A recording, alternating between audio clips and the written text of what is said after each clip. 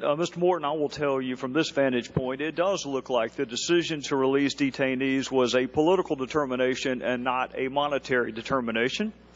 It appears to me that the release of detainees was part of a sequester campaign that included the fictional firing of teachers, the closing of the White House for student tours, the displacement of meat inspectors, and now we're going to release aggravated felons, some aggravated felons, onto the street. Now, I've counted 6 times you have said you didn't want to rob Peter to pay Paul.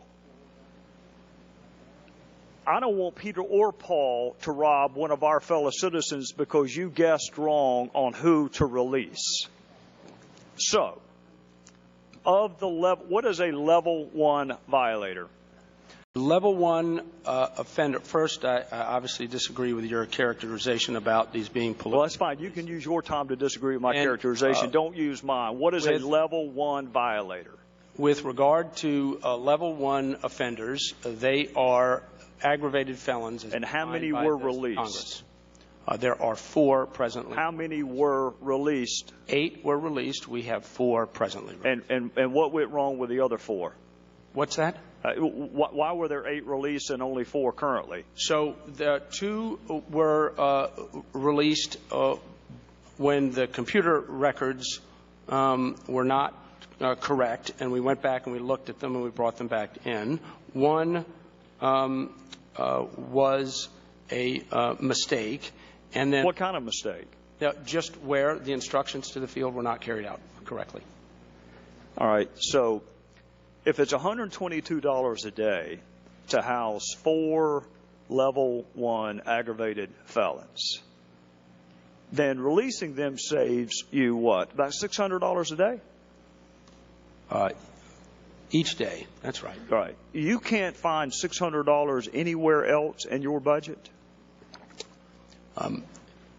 We make determinations on a case-by-case basis. Can We've got to you find $600 somewhere else in your budget? The question is whether that $600 is well spent on those people or someone else. And when it comes to somebody who's been a 44-year lawful permanent, I'm not talking about the 44. Was he a level 1? I'm going to find $600. Was he a level 1? Something else. Was he a level 1, Mr. Morton? He is a level 1 offender. He was one of the 4 that you released? No, that he is released. That's right. Okay.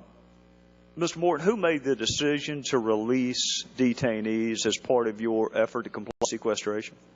The determination was made by Mr. Meade, the Executive Associate Director for Enforcement and Removal Operations, in consultation with the Chief Financial Officer. Who was John Sandwig? Mr. Sandwig works for the Secretary. Were there any conversations with him? Not that I am aware of. Were there any conversations with the Secretary?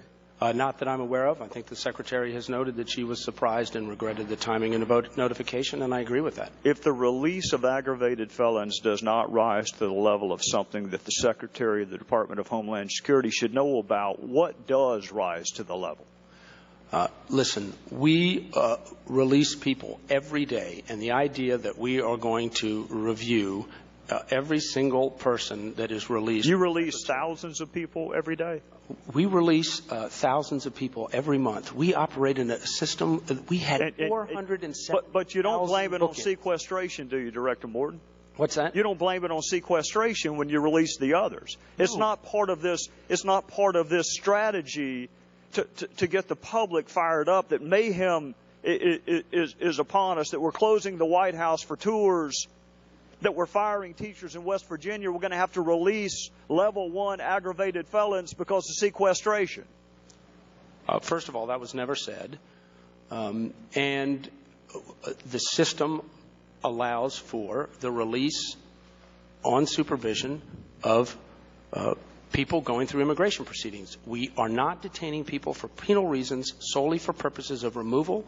And as I've said, the vast majority of people in proceedings by statutory design are not mandatory detention cases. Who are level 2 violators, offenders? They are either multiple misdemeanors or felons that Congress has defined as something other than. And DUI would be a misdemeanor, right?